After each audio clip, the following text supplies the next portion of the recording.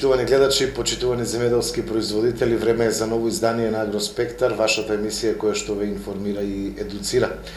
Можеме да кажеме дека променливото време и оние глобални климатски промени имаат голем одраз врз временската состојба и во Република Македонија. Земјоделците веќе ги трпат последиците. Меѓутоа, големи последици се трпат и од немањето стратегија со пласманот и цените на земјоделските производи. Се на се продолжува хаосот во македонскиот аграр. За кратко време ќе започне и бербата на грозје. Дали лозарите ќе имаат лоша година и оваа година, останува да покаже времето. Како и да е, во оваа емисија ќе се осврнеме на состојбите во аграрот, се она што е карактеристично во изминатава недела, а исто така ќе понудиме и новини од фитофармацијата. Бидете заедно со нас, а и во ова издание на Агроспектар со нас е професор доктор Исто Вучков. Добро ни дојдовте. Добро е најдов вас и редовните гледачи на КТВ телевизија. Професоре, времето навистина, она што долго го говориме дека климатските или глобалните климатски промени доправа ќе го покажат забот, навистина тоа и се случува. Еве, вчера имавме големо невреме во Преспа, имавме големо невреме во Охридско, огромна количина на дош наврна во Македонска каменица и така натаму. Еве, во нашите соседи во Грција има и човечки жртви од невремето. Како ваквите временски состојби се одразуваат врз македонскиот аграр? Точно е тоа што дадовте еден мал пресек на состојбата и не случајно ние во овие едукативни емисии одиме секогаш со освртот за времето и како тоа се одразува врз одгледуваните култури. И сведоци сме, веќе навлегуваме со 11-тиот ден во јули месец, значи длабоко во летото, каде што треба да имаме консолидација на времето, проследено со така високи температури и да имаме, да чувствуваме еден летен амбиент. Ние цела пролет и тој преход од пролета кон летото чувствуваме навистина забот на времето со тие глобални климатски промени што често ги збориме. И тоа вие што го рековте тука на Балканот и кај нешто се случува е едно, а во светски размери ја секојдневно ги следам овие навистина несреки кои се случуваат и во Калифорнија и во други земји. Еве во Хрватска минатиот вчера мислам дека беше, имаше град кај Вуковар каде што Осијек е блиску, каде што таму простојува доста на специјализации и така натаму. Имало град во големина на тениска топка. Што тоа значи? Тоа значи навистина пустош после такво нешто. И тоа обилни врнежи од град што со ненаместливи штети. И тоа што рековте во Грција што се случи, има и жртви, меѓу кои и 2 деца. Она што се случи вчера во овај Охридскиот регион, Преспанскиот регион и Ресенскиот, каде што пак опфати дел од град. И еве Кавадарци исто така во текот на вчерашниот ден, синоќа, имавте, мислам дека беа врнежи кои мислам дека се малку, бидејќи за виновател за сега треба повеќе врнежи од дош за тој период на гоење на зрното. Но, како и да кажеме, времето како фактор во светски размери. Со нашата обсервација гледаме дека глобалните климатски промени почнуваат да прават големи штети по човечкиот род. Растителниот свет веќе страда од тие, изненадни температурни амплитуди кои се и како увертира за да се појави градот. Ние имавме пред неколку дена 38 температура. И сега забот на тоа, тие струење и стварање на облаци, што се стварат автоматски доаѓа до такви појави на град кој нешто е секако штетно. И она што ние, колку и да збориме, е нешто кое човекот како фактор направи да ние во иднина имаме уште по лоши постапки од времето. Затоа што она што се случува со таа глобална климатска промена кое нешто во Република Македонија, барем со мојата следливост од 30 на 40 години, ги немавме тие крајности, или беа многу ретки. Но сега, тоа што се случува последните години, евидентно е дека тоа се пренесува во светски размери. Таа глобална климатска промена нема да ја прескокне Македонија. И тоа што сега го имаме, еве, сега имавме врнежји дожд, 2-3 дена ќе имаме пак пеколни горештини, кои ќе обусловат пак да после 3-4 дена ние имаме пак ладен бран со можни врнежи од град. А сето тоа времето си го прави со оние, ајде да ги кажам, нечесни постапки што човечкиот род повеќе години наред ги прави. И сега доаѓа онаа суштина на имплементација на тоа што значи температурните разлики, што значат изненадните температури за растителниот свет, па и за човековото здравје. За само 2 дена, 3 да имате промена на температура од 10 до 15 степени, тоа секако делува врз здравјето кај луѓето. А таква е и долгорочната прогноза. И долгорочната прогноза предвидува таквото време ќе продолжи. Еве тоа што го реков, веќе во текот на овие 2-3 дена ќе имаме навистина високи температури. Да после неделата веќе имаме пак на облачување и можности за врнежи од дожд. И град, што е многу важно за тој период, клучен, би рекол, момент и за виновата лоза, и за овошните видови, за тутунот, за сите култури, одгледувани култури. А посебна приказна е сега пред подготовките за жетвата. Таквото време со тие врнежи од 3-4 дена да не се влезе во со можност на жетва, автоматски тие топли денови кои ги имавме, тие буквално беа еден топлотен удар за житото. И тука имаме дисхармоничен однос по однос на дозревање на житото, невраќање и брзо капење на зрното. Тука веќе за житата тоа ќе биде погубно ако имаме такви врнежи од дожд, да комбајнот, да кажеме, поради влагата која има абсорбирано зрното, не може да влезе или поради влагата во комбајнот не може едноставно калта да ја обави нормално жетвата, и тука ќе имаме секако одредени реперкусии. Но останува да се надеваме да после Петров ден, бидејќи утре е веќе тој значаен ден за Република Македонија, традиционален ден, каде што до Петров ден врнежите вредат повеќе од злато. А после Петров ден веќе и самата клима се променува, бидејќи денот ни е веќе 7-8 минути помал, и тука веќе ќе одиме на оној есенски амбиент по однос на сите култури. Но човечки е да се надеваме дека ќе имаме каква таква консолидација на времето после следната недела и дека ќе имаме еден нормален ток на одгледуваните култури кои не се баш во добра состојба поради таквите променливи температури. Каква е состојбата во аграрот? Што е карактеристично, професоре, во градинарството, во штарството, во тутунопроизводството? Севкупно гледано, состојбата не е добра. Едно поради тоа што тие врнежи од дожд негде се многу обилни, проследени со град, а градот на многу локалитети си го зема својот дел. Пример, кај тутунарите, на големи површини од тутун, првите 3 раце за берба беа од градот уништени. Сега очекуваат на врвните делови да тутунот потера од тој дожд што го има.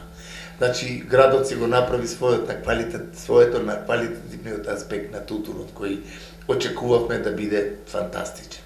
Но, карактеристично е да кажеме за куртовската капија, сега, во овој период, бидејќи куртовската капија е во фаза на тоа цветење и плодоносење, тој континуитет на заштита, уште на недоволно едуцираниот земјоделски производител, не му е јасно дека сега, во овој период, треба континуирана заштита на куртовската капија. Што тоа значи? трипсот, пајакот, лисните вошки, бухачите, сите можни преносители на вируси, сега доаѓаат на свежиот лист од пиперка, кој е во фаза на чоталење, цветење, плодоносење. И сега тука, ако немаме континуитет од заштита на пиперката, ние ќе имаме навистина катастрофална појава на вируси. А тоа кај куртовската капија е навистина присутно, еве на Струмички регион кој имаше по 2-3 хектари под Куртовска, тоа е редуцирано на минимум, бидејќи не можат и немат принос. Ако се береше по 4, 5 и 6 тона, сега се оди на пластеничко производство со куртовска капија. Каде што пластеникот колку толку штите тој налет од тие штетни чинители. И мислам дека во догледно време кај нас, после зелката и младиот компир, куртовската капија ќе биде доминантна точно под пластеници. И таму се добиваат веќе добри резултати и се оди на 4, 5, 6 тона, како што велиме, што е нормален принос. И сега, значајното, тој недостаток, овие наши едукативни емисии се од тој карактер и затоа го потенцирам тоа, значајното за нас е како и каде е едукацијата на земјоделскиот производител. Дали тој знае кога треба да ја заштити куртовската капија и со кои средства.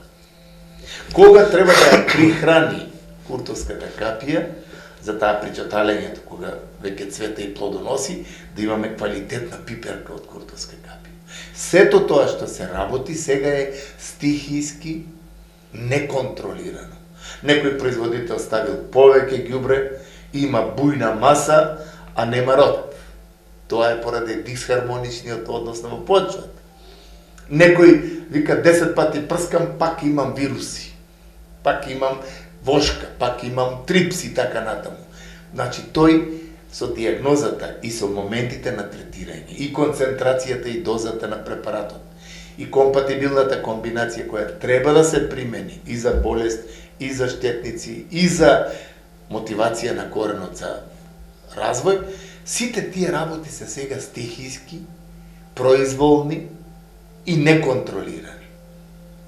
Тука тоа поглавие на кое треба да работи Република Македонија и Министерство за земјоделие со единиците и така натаму.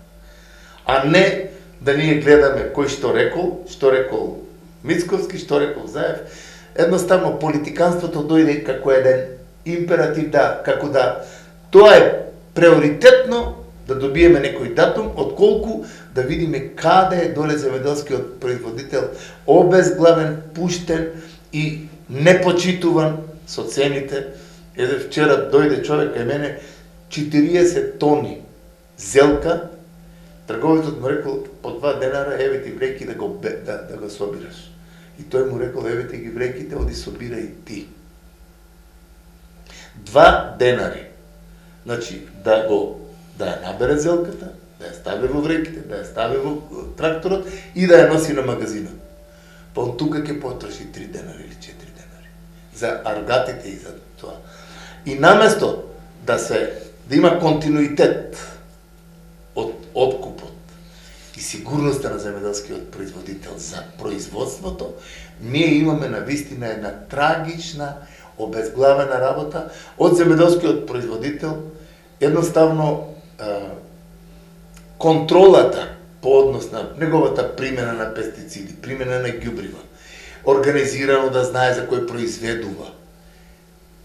Производството што го произведува, тој мора да знае за кој го произведува, кои квалитети треба да ги има, да нема резидуи внатре. Сето тоа е стихиска работа во земјоделие.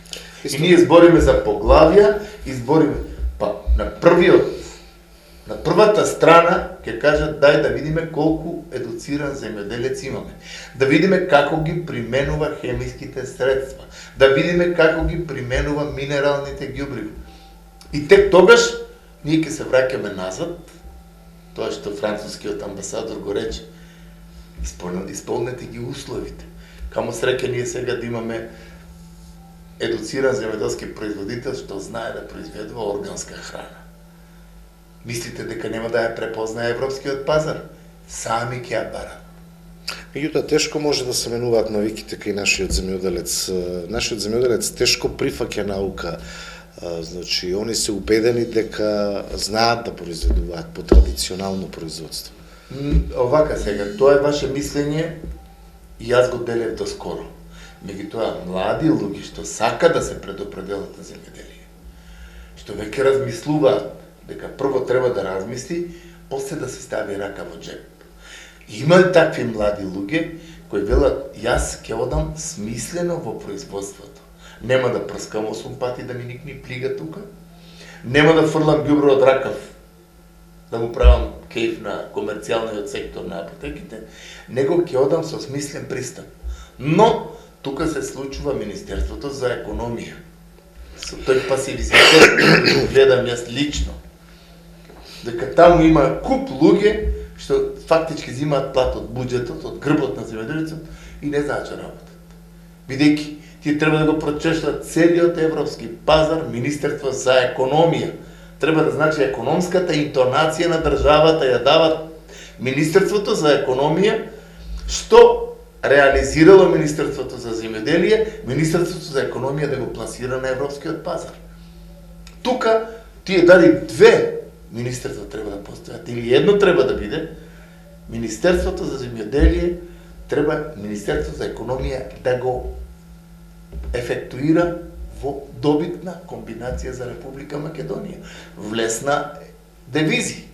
Наместо тоа, постојат многу министерства, постојат еден куп советници, еден куп министерства на тоа парче земја, а ние функционираме како по некој шаблон. И едноставно, министерствата се со тампон зона одделени од народот. Само прашаат дали треба избори или не требат избори. И сега народот толку делува наивно, мора да има избори. Едни избори коштаат можда 7-8 милиона евра, кои треба да ги одделат пак од буџетот, пак од грбот на земјоделецот. За да се прокламира кој треба да избереме за пратеник или за функционер. Факт кој радува синој ќе слушнав во медиумите, дека изборот веќе и на пратеници, и на функционери, и на министри, кои ќе бидат во тоа апаратот на државата, треба да бидат со одреден квантум на знаење, со одредени способности, просечни и надпросечни способности. Тоа е веќе факт кој мене ме радува, бидејќи во тие установи има толку за прочистување луѓе кои 20-30 години земаат личен доход, не знаат зошто и одат само да го земат личниот доход. Може би не одат на работа. Сето тоа го обременува нашето општество. И сведено е на тоа да имаме земјоделец кој е тотално обезхрабрен да произведува. И се чудиме сите зошто бега народот во странство. Зошто и сега таа наивност, политички памфлет фрлен, да ги вратиме младите на нива. Логиката овде ја нема, да се види дека треба стварање на квалитетен услов за младиот човек да има верба дека треба да се врати. Каква е состојбата со виновата лоза во делот на се за виновата лоза? Има ли здравствени проблеми кај лозата? Што е она што треба да работат лозарите во овој период? Тоа е добро прашање. Тој проект, пак ќе кажам, благодарение на разбирањето и стопанственичкиот дух на градоначалникот, ние во секој од емисиите, а и контактите што ги имаме со голем број лозари, е факт кој радува, бидејќи Кавадаречкиот регион е еден регион кој за Балканот значи многу по однос на квалитативниот аспект на виновата лоза. И таквото нешто јас мислам дека во догледно време со реализација на одредени идеи по однос на тие поквалитетни антиперноспорни служби, оние поквалитетни принципи за заштита од градобитност и така натаму, ќе дојде како еден локален проблем кој ќе може секој да си го заштити. И јас верувам дека тоа нешто следува и дека лозарите ке имаат, што е најважното, бидејќи уште сега гледам, се ствара некаква клима околу откупот на грозијето. Пак како да се изманипулира, как земјоделецот, лозарот пак да биде ставен на подредена улога. Но верувам дека тука ќе имаме еден квалитетно решение за организиран и квалитетен и навремено исплатен род од ова. Состојбата. Морам да кажам дека пепелницата е веќе во една добра, проширена појава, со секој лозар мора да размисли. Сега, една од појавите, симптом на оваа недела е за мене, сега лозарите, дел од тоа ми се јавуваат, викаат, професоре, имам 2 хектара лозје, немав такви апоплектични појави. Значи, целата лоза одма целосно вене и умира. И таквото нешто сега, од тој период, па до зреењето ќе го има кај многу површини. Тука Росоманскиот дел, имав прилика да направам неколку прегледи, има веќе почетокот на оние хлоротични зони, пожолтување на цели зони, каде што матичниот субстрат кој е доле, има дисхармонија со коренот, а сето тоа реперкуира со оние хлоротични зони, подгорување на ливчињата и така натаму. Сето тоа со анализа и со локално делување, дотација, анулирање на таквите творби, ќе доведат до рехабилитација на лозјето. Затоа имаме решение и затоа треба само еден домакински пристап, локално делување, да не се оди на цела површина, бидејќи тој субстрат на одредена зона се јавува како оаза. Како што се јавуваат и нематодите за кои зборевме во една од претходните емисии. Значи, тука треба стручен пристап и лозарот да на вистина со вистински стручњаци обави разговор, да донесе материјал, да се диагностицира тоа и да му се подпомогне во решавањето на тој проблем. А решавањето на проблемот е непроширување на појавата, санирање, значи, и враќање на лозата во првобитна родна состојба, кое нешто и самите ќе го увидат. Тоа е еден макотрпен процес, каде што дел од лозарите, јас знам дека голем дел фамилии се исклучиво лозарски и имаат љубов, желба и знаење према виновата лоза. Но таквите појави со нематодите и со оние апоплектични појави, тоа е новост, еската што се појави сега, насадот цел и за неколку, за кратко време сега ќе се видат неколку лози како целосно колабираат. И тоа е првиот сигнал каде што треба да се интервенира и со комплетната заштита и ослободување од родот на таквите поедини чокоти. Има туку оперативни работи што треба да се направат за да се заштити насадот од понатамошно ширење на таквите појави. А сето тоа, јас мислам дека ние сме на располагање, без никаква надокнада, тоа го збориме многу пати, да дадеме несебичен придонес како лозарот со неговата фамилија добива квалитетно производство и да ги нема тие појави кои се од година на година се поизразени.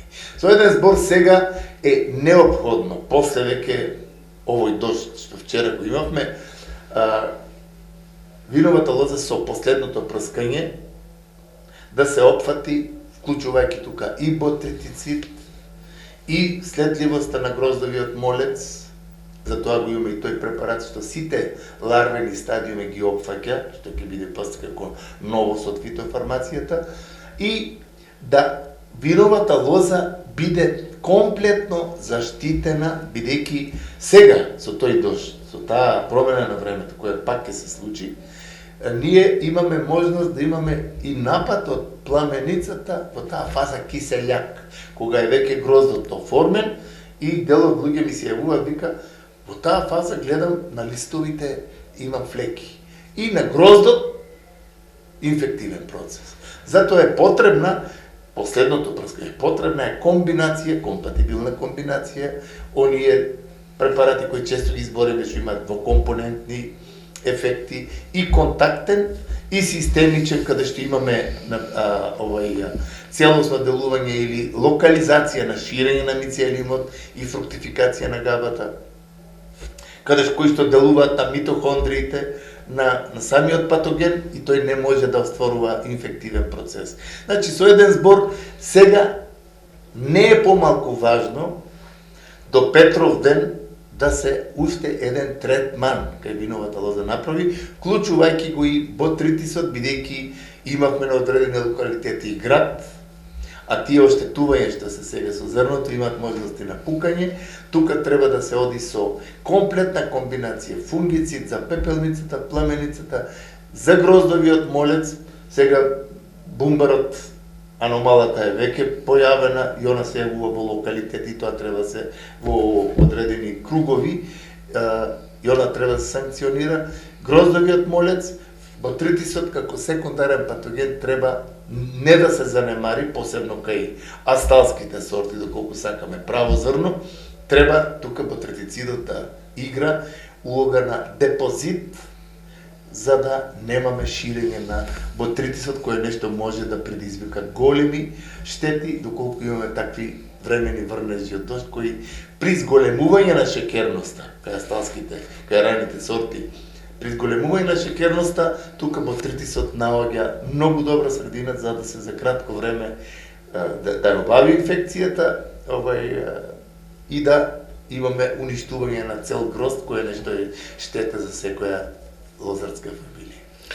Тука ќе го погледнеме и прилогот кој што представува уште една новина од фитофармацијата, па ќе се вратиме и со завршните зборови во емисијата и пораките.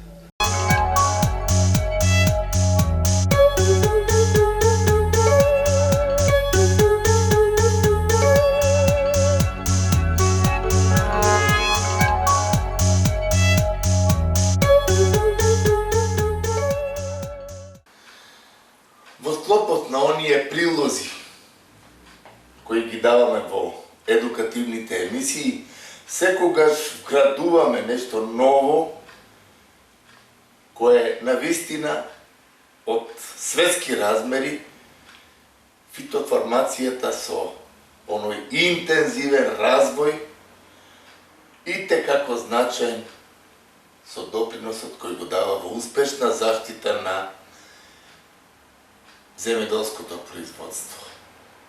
Ние во повеќе наврати збориме дека хемиските индустрии го препознаа на суштинското, како да не се оди со оние отрови од прва група, која во свое време во 60-тите, 70-тите години беше присутно, дали метилбромид за нематодите, дали некои силтрациди, дали некои други тешки отрови од прва група, и тога се дојде до еден заклучок дека се токсифицира буквално производството, а сето тоа делува штетно врз здравјето кај луѓето. Затоа во поново време со овие прилози, пак ќе кажеме, се наметнува една новост која пред се е со оној респект према штетните творби во производите, резидуите и оние ефекти да ги постигне препаратот, а при тоа тие резидуи да немаат штета по здравјето кај луѓето. Ние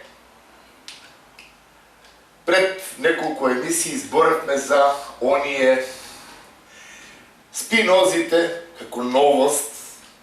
Фактички тоа е производ од бактерија, почвена бактерија која на еден своеврсен начин се трансформира, се произведува и делува со своите својства врз штетните инсекти.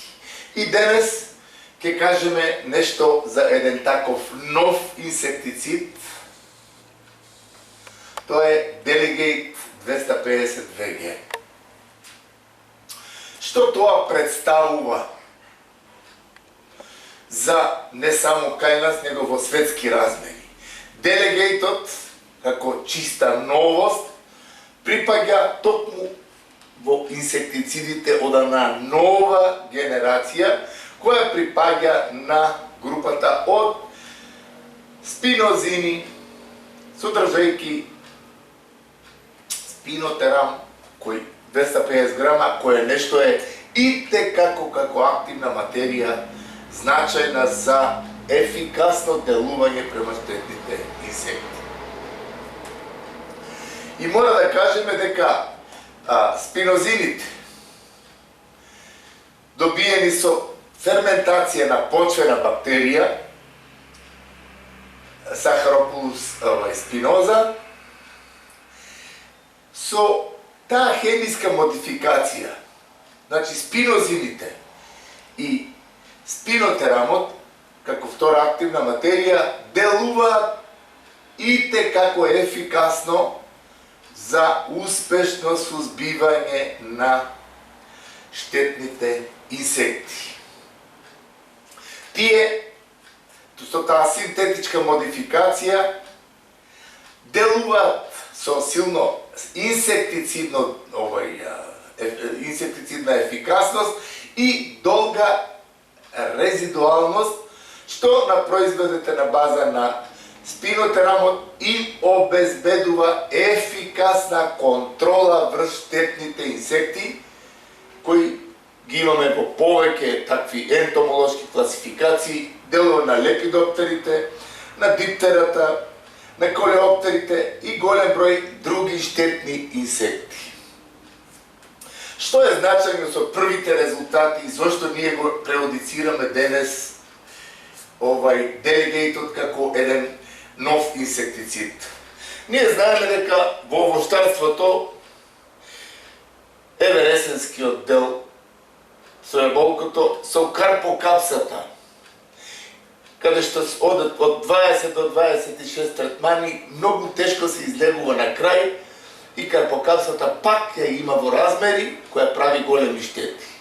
Или кај псилата, кај крушката, на многу насоди од крушка во Република Македонија, псилата на вистина е се уште нерешлив проблем, бидејќи со нејзиниот циклус на развој, нејзината сама морфологија и нејзината мудрост и троќа да едноставно одбегне оние делување од инсектицидите, тука со делегейтот е постигнат фантастичен резултат за псилапири и за карпокапса помонела. Тоа се два големи штетника во овоштарството, за кое нешто мора да кажеме дека е постигната на вистина висока ефикасност и практично во последните циклуси од развојот на јаболката и крушката. И тука мора да кажеме дека делегейтот го положи оној прав испит и голем дел од овоштарите зборат, ако со псилата имав проблеми со примената на делегейтот, каде што тој нема друга предрасуда освен ефикасно делување и на имагото, а уште подобро тој ларбициден ефект кој го постигнува со квалитетната апликација на овој препарат. Значи, воглавно, делегейтот, првичните резултати, бидејќи се работи за една новост, кои се постигнати во овоштарството, и текако делегейтот си го има веќе својот простор по однос на ефикасноста. Значи, тоа е една од многу важните работи. Значи, за јаболкото и за крушето имаме исплатливост, тоа значи економска оправданост, сигурност при заштитата, нема кикс, и одржливост, што е многу значајно да имаме еден континуиран чин на заштита, кој нешто секако заслужува внимание за негова понатамошна употреба. Со што е карактеристиката на делегейтот при апликативниот дел? При апликацијата, нормално тука стручниот дел и моментите на апликацијата се доста значајни, бидејќи рековме дека сепак ларвицидното делување е доминантно и многу важно во успешноста на заштитата, бидејќи ларвата е таа која две или три пресвлекувања чинаат нејзина интензивна исхрана, а тоа значи правење на штета, дали е на листот, дали на плодот и така натаму. Значи, сепак за секој препарат, тоа во главном од стручен аспект да збориме, дека е неопходно стручно познавање и одредување на правите моменти на третирање. Ако ние следиме псилата, да кажеме, крушкината болва, од самиот почеток при развојот на пупките, при пилењето на првата ларвениот стадиум, и го одредиме кога е тоа максимално пилење, и одиме со делеге, тука имаме фантастични ефекти, кое нешто секако е предусловот за квалитетна, комплетна заштита од крушкината болва. Ако нешто изостанало, што секогаш има пролонгирање на генерацијата, тука вториот третман веќе е сигурен, чистач, и тука ќе имаме квалитетна круша, нема да имаме онаа меден, секрет кој го фрла псилата, каде што лисјата стануваат целосно од благо, така велат производителите, листот е цел, па после тому доаѓаат некои сапрофитски габи, наплодуваат, рги и така натаму, и тука плодот нема никаков изглед, растението нема фотосинтетски активности, бидејќи тука се наслагаат многу овие сапрофитни патогени. Освен високата ефикасност и изразеното почетно и долготрајно делување, мора да кажеме дека дозите на примена на делегейтот се минимални и буквално нештетни за животната средина. Значи, тоа што од стручен аспект до сегаш потенцираме, со тој специфичен механизам на делување, делегейтот фактички делува на појавата на онаа вкрстена резистентност која кај голем број инсектициди си има случајно, да наредната генерација веќе биде отпорна на тој препарат. Тука имаме еден специфичен случај каде што таа вкрстена резистентност не го дозволува тоа и ефикасноста на средството е секогаш професионално на највисоко ниво. Значи, тој поволен екотоксиколошки профил со многу минимално влијание на корисните инсекти обусловува да ние кажеме дека делегейтот е препарат кој треба да си го најде своето место во овоштарството првично, каде што оние првични проблеми кои ги имаме, како што ги рековме, псилата и карпокапсата, како значајни проблеми, економски многу важни, да ги нив држиме под контрола со примената на делегейтот. И тоа, мора да го кажеме, делегейтот е компатибилен со други средства, фунгициди, и што е важно, може слободно во оној интегрален процес, во интегралното производство, слободно може да се користи, затоа што и каренцата му е навистина многу мала. Друго што е важно, кое треба да го ние знаеме за делегейтот. Тоа, во тој механизам на делување, рековме, има изразито контактно и дигестивно делување. Што тоа значи? Значи, со примената, чистка прави на оние најчувствителни ларвени стадиуми и она второто, дигестивното делување, со начинот на исхрана покасно, значи продолжено делување, тој го постигнува целосниот ефект кон штетниот инсект, не дозволувајќи му да тој понатаму прави штети. За значајното нашиот стручно-практичен аспект, бидејќи во свое време пиритридите, во свое време другите инсектициди, многу брзо инсектот се прилагодуваше и стекнуваше одредена резистентност и додека ние го почувствуваме тоа, тој зимаше замав и правеше штети. А тука таа резистентност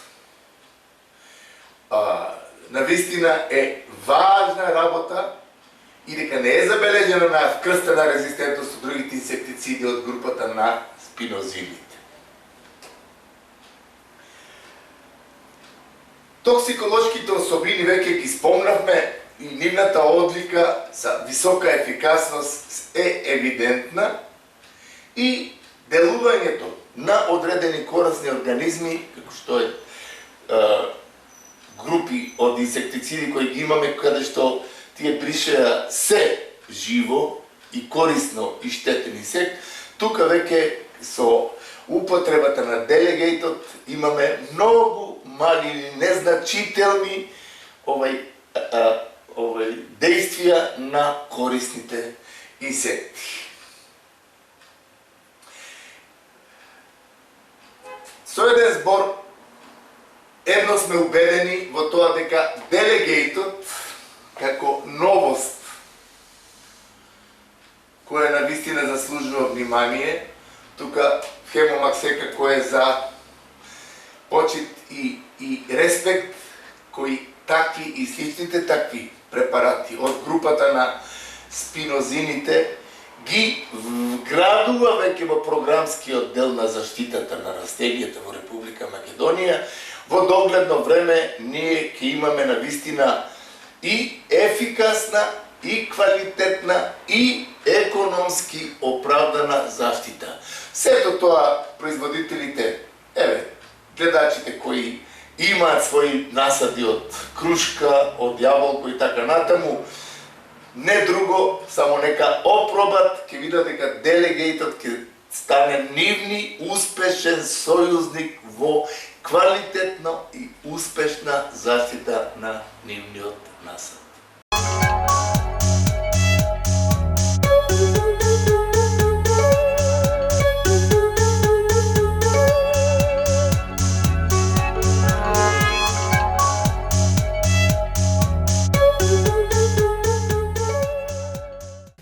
Редовно слушаме што нуди како новина фитофармацијата, тоа го презентираме во нашата едукативна емисија Агроспектар.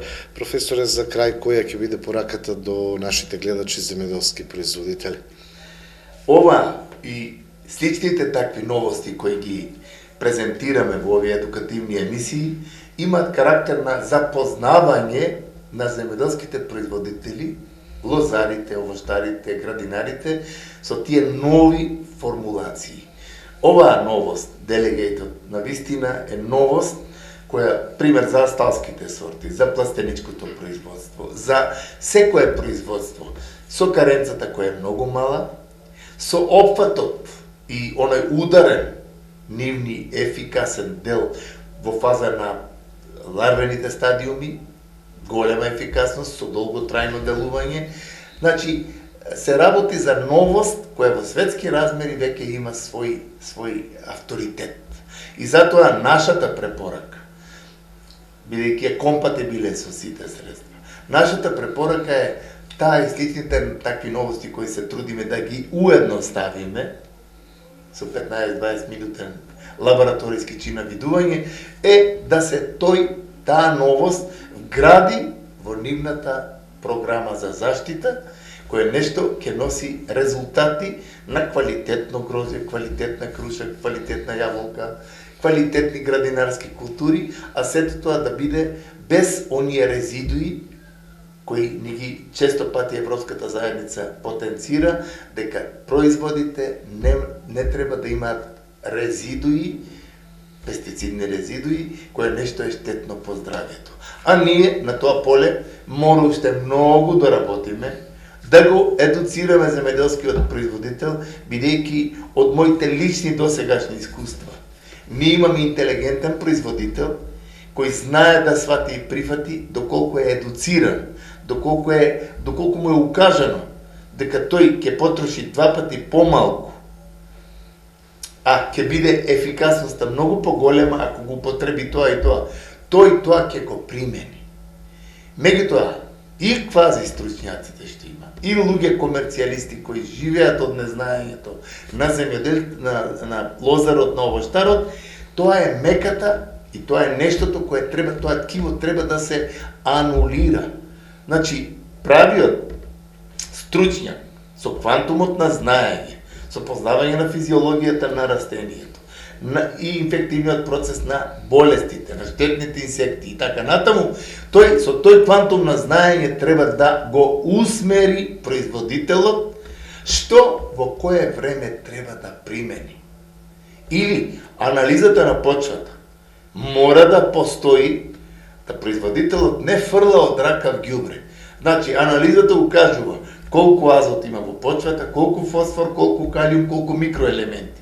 И со анализата се утврдува што недостасува и таа препорака од стручњакот кој е направил анализата ќе му укаже на производител дека не треба 8 врејки ѓубре да фрли, него 2 или 3. Но тоа што фали во почвата, што му е потребно на растението за да го даде генетскиот потенцијал, за да го даде приносот и квалитетот што се од него очекува. При такви услови ние ќе имаме заздравување во нашиот аграр. Кога имаме земјоделски производител кој има квантум на знаење, кој нема да биде манипулиран како и на кој начин тој да потроши кило повеќе препарат или кило повеќе ѓубре. Кое нешто е штетно по животната средина, по консуматорот и најважното по джебот на самиот производител. По здравието на бидејќи тој цената на чинење ја обременува со поголем број третирања, со поголеми количини на ѓубриво.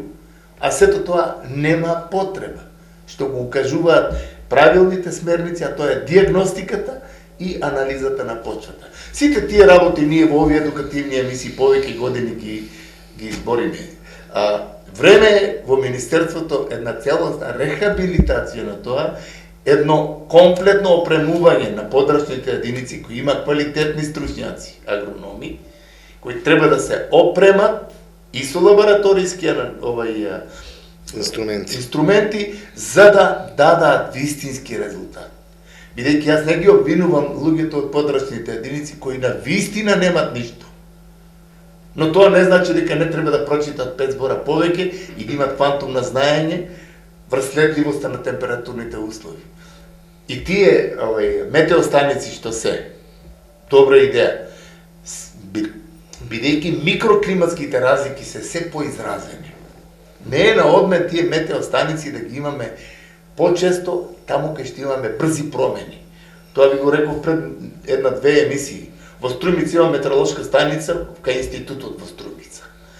А на 2 километра Хамзали има 1400 хектари грози. Ние мериме во институтот температура, влага, сите параметри. Гледаме нема врнежи од дожд и даваме соопштение дека не се исполнети условите за плазмопара витикола. ВМО во институтот. А на 2 километра имаше врнежи од 40 литри дожд, каде што инфективните процеси со таа влага за 48 сата веќе се готови. И ние даваме соопштение дека не се исполнети условите. Тука се тоа микроклиматските разлики. Тие 1400 хектари треба да си имаат собствена метеостаница, која не е скапа и која ќе укажува каква е релативната влажност на воздухот, каква е температурата и кога е правиот момент да се третира. Или поставување на феромон клопките. Кога е правиот момент да се стави инсектицидот за првата генерација од гроздовиот молец да биде фатена, а чим имаме успешно созбивање на првата генерација, ние не дозволуваме да дојде до втора и трета генерација, која е најкобна третата генерација, при зголемување на шекерноста, малку оштетеното зрна, тоа е влез на ботритисот и имаме тука катастрофи со пакување и со други работи, ако имаме врнежлива есен. Сите тие работи се собираат и затоа нашата препорака е на ниво на Република Македонија. Неминовно е тие формални работи и политиканства што се внесуваат во министерствата да бидат заменети со практични, едукативни работи на теренот. Министерството мора да го знае како дише земјоделецот. А не да има тампон зона, јас сум од Министерството, не ми е гајле што работи производителот. Како господинот Дурако што рече, мене за народот не ме интересира, како да е изберен од Вселената. Така да, таквите работи се случуваат. И таквото чистење што треба да стане е, значи, секој човек со своите вредности на местото на кое ќе даде допринос за обстојба во државата и прогресивен напредок. А ќе имаме прогресивен напредок кога имаме аграр кој е доминантен и кој треба да му се даде внимание. Ние се декларираме сега како аграрна земја, а јас ќе кажам контра тоа, 60.000 тона пшеница внесуваме секоја година. Левот насушен го увезуваме, а аграрна земја. Затоа Битолската наша житница и Цветениколската со една рехабилитација, со една мотивација на луѓето, не уништување сега по 8 дена режитото да им се земе, него да се мотивираат наредната година да има една целосна опфатност на житото и ние да не внесуваме жито.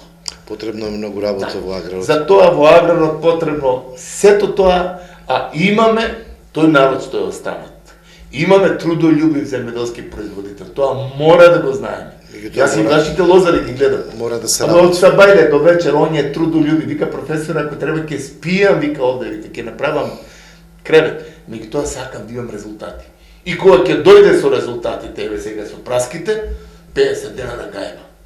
И он е тука целосно разочаран. Затоа на тоа нешто треба политичарите кои дојдоа на власт, тие млади деца, треба да имат доблес да сватат од кој се, зошто се таму и од кој се избрани. Од тој земјоделец дошол да гласа за нив. Што му возвраќаат тие? Синовите и керките да одат у странство, они остануваат сами. И каде е општеството тука? Каде е синхронизацијата? А тоа е целта на државата, на министерството е задачата како да го обедини народот со нивното функционирање да дадат задоволство кај луѓето. Наместо тоа, не имаме очај. А аграрот, најголемиот очај сега е во аграрот. По однос на обезвреднување на труд и сите тие работи што се случуваат. Благодарам, професор. Благодарам. На крај сме на емисијата. Благодарам почитувани гледачи што бевте со ова издание на Агроспектар. До гледање.